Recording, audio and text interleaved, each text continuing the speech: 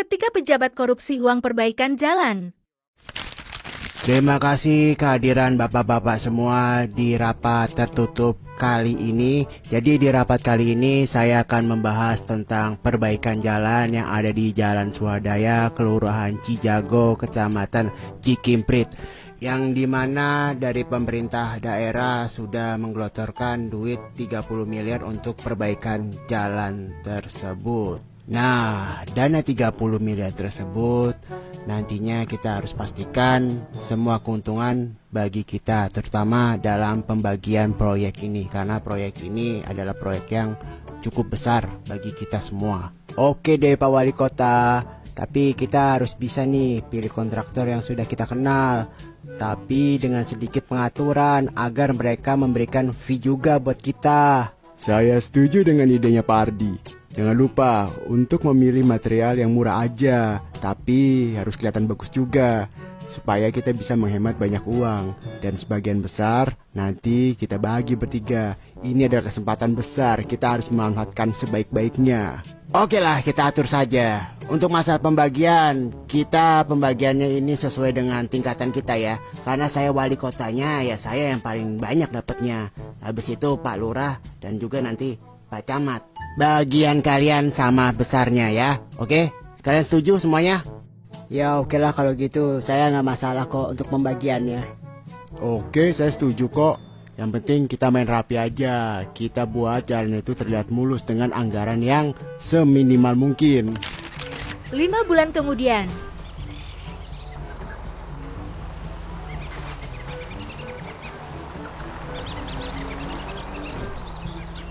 Itu jalanan di depan itu baru aja 5 bulan, tapi jalannya udah rusak kayak begitu, banyak yang bolong-bolong. Itu gimana sih tuh pemerintah benerinnya tapi nggak beres kayak begitu?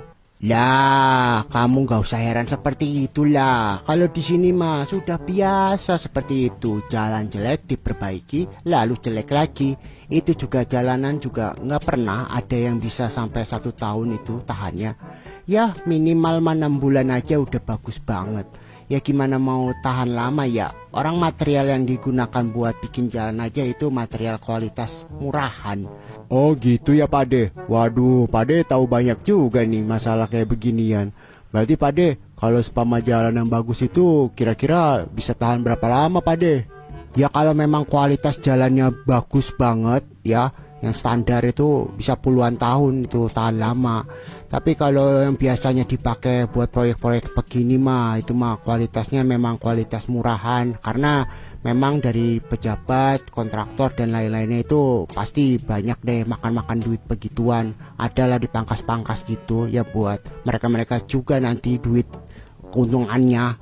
Ya seperti itulah, kalau di sini mah udah bukan hal yang tabu.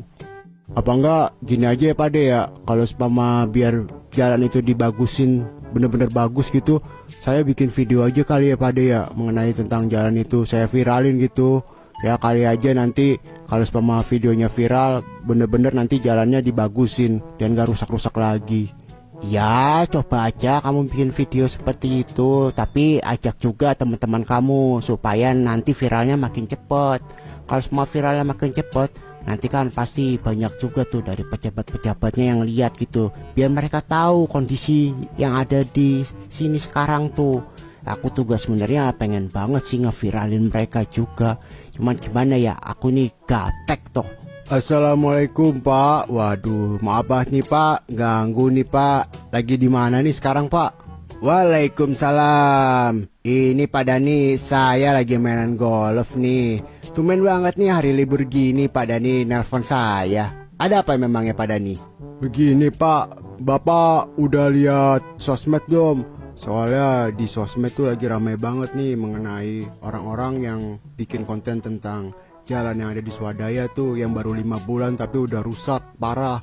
Nah ini gimana nih Pak? Saya sebagai lurah di sini gimana nih Pak? Soalnya banyak banget nih warga-warga yang nanyain ke saya, kok jalanan baru 5 bulan tapi udah rusak parah kayak begitu. Jangan khawatir Pak, kita bisa tangani masalah ini dengan cepat. Saya udah ada solusinya. Nanti kita bicarakan dengan media dan mengarahkan mereka agar fokus aja nih ke hal-hal positif.